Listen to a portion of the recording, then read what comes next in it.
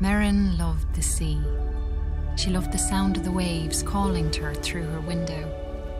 She dreamt every night of the mysteries that lay beneath. Her father was a fisherman.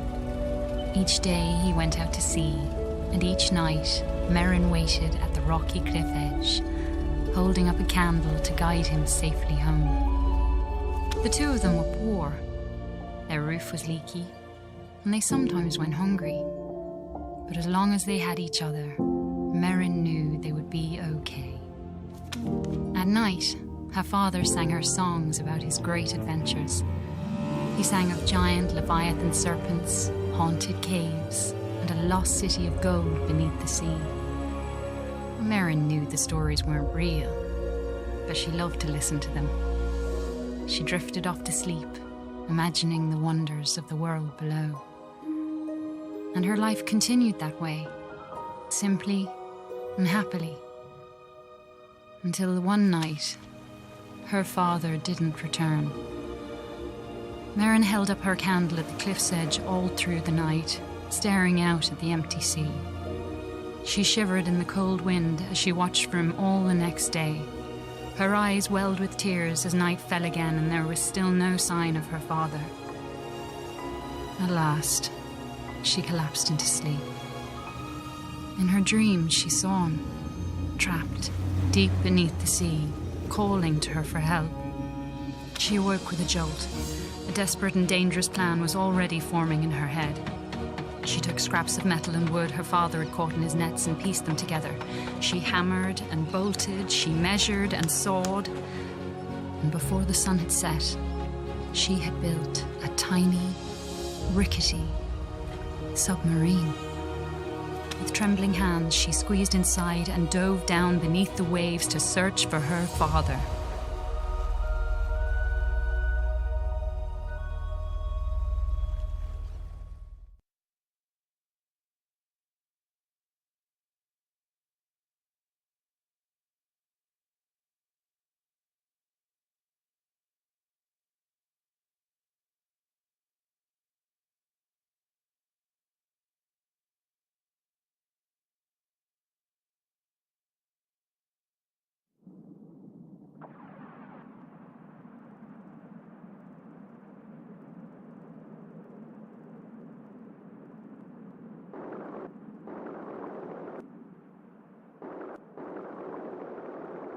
The world beneath the waves shimmered with mystery. Glow-kelp bulbs lit up around her as she passed by.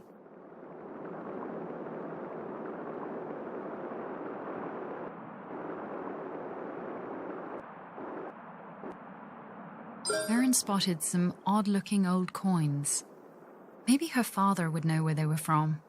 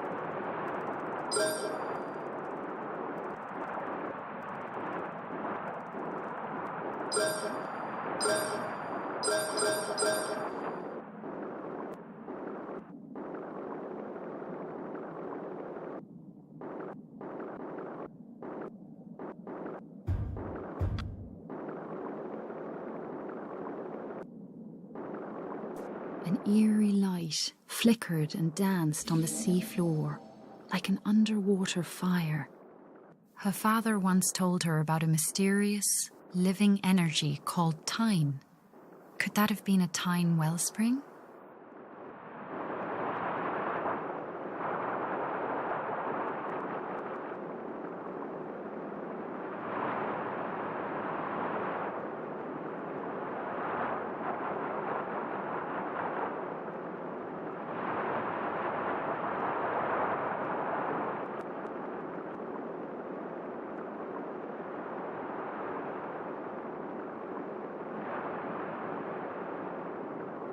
A seahorse, made of clockwork gears, darted out of the way as Merrin approached.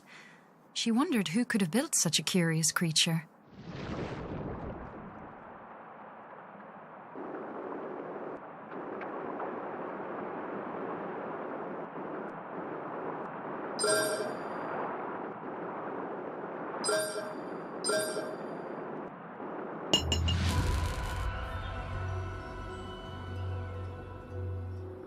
Merrin approached a glowing scrap of metal and pulled it inside.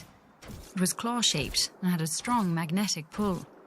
She took out her tools and attached it to a firing mechanism on her steering column.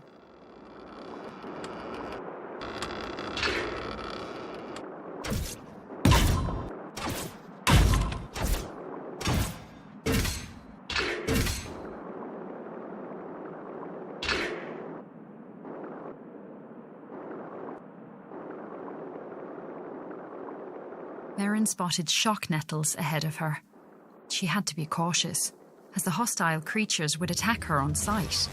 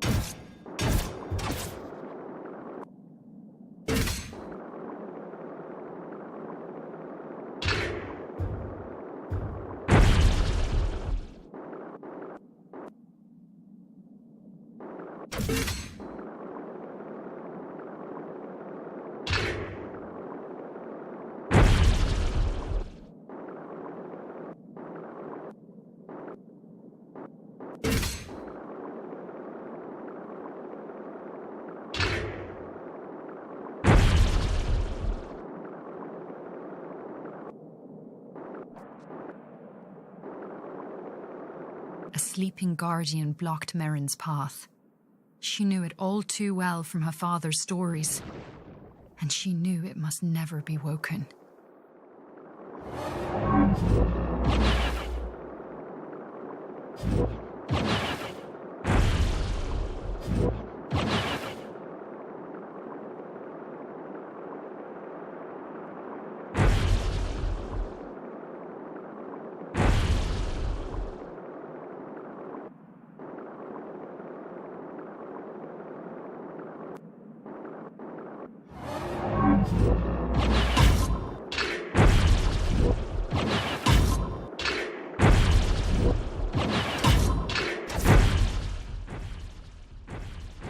According to her father, the Guardians had been built by ancient undersea explorers called the Fomori.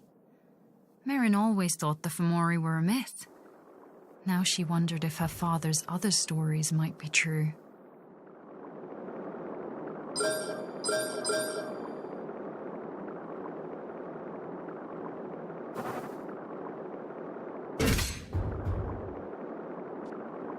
The old statue reminded her of her father's lullabies about the brave and beautiful Merrows.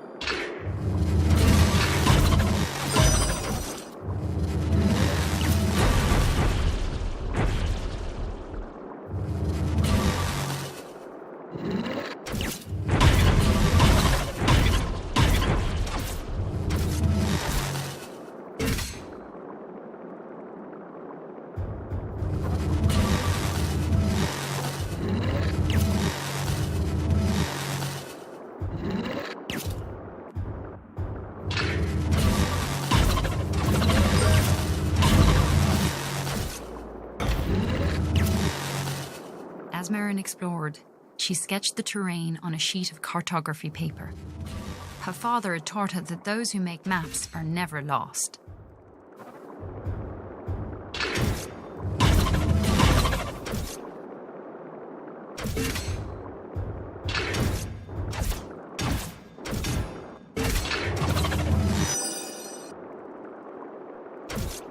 A huge hermit crab watched Merrin from a rocky ledge.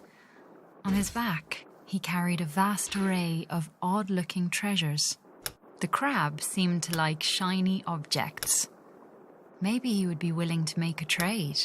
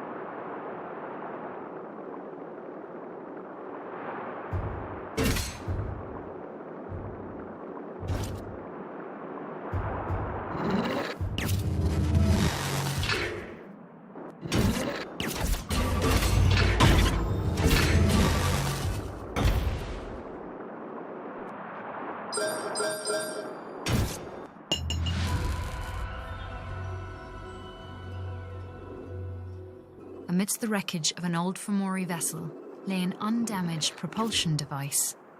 Merrin bolted it onto the back of her submarine, eager to test out its effects on her lightweight craft.